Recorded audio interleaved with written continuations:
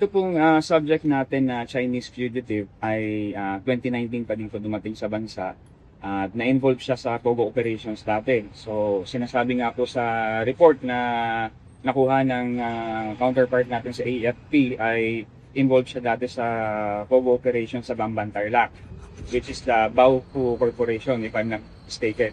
So sa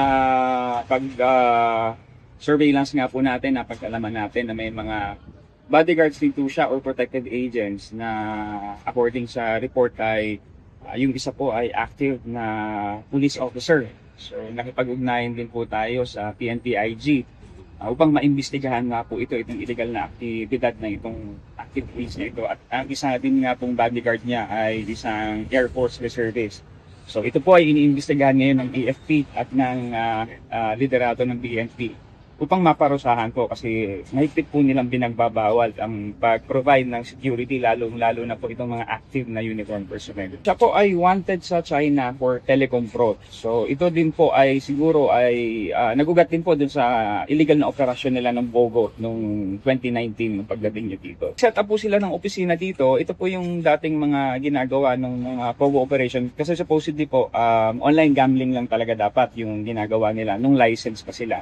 Ang nangyari po, may mga nagtago po behind that Pogo license kung saan sila po ay nagkaroon ng illegal na operasyon. Sila po ay nagtatawag ng kanilang mga kliyente, mostly sa ibang bansa po. At doon po sila nang bibiktima. Hinihikayat po nila na mag-invest. Minsan gumagamit po sila ng mga larawan or profile ng mga magagandang babae or at doon sila maghihikayat ng kanilang mga biktima upang mag-invest sa pwede pong sa cryptocurrency. Nasa loob po sila ng isang exclusive na village sa Makati. So nakipag-coordinate din po tayo sa Chief of Police ng Makati at ng AFP. Nang na-confirm nga po natin yung presensya ng ating subject sa loob ng kanyang bahay ay pinasok na po natin ito. So naabutan po natin doon yung dalawang bodyguards. Yung isa po ay isang Air Force na reservist, pero yung isa pong sinasabing active police ay wala po doon sa area, ngunit nakita po natin ang traces kasi doon po sa isang kwarto may mga nakita po tayong uniforme ng police na bodyguard. Tatlo pong other Chinese ang nahuli natin doon.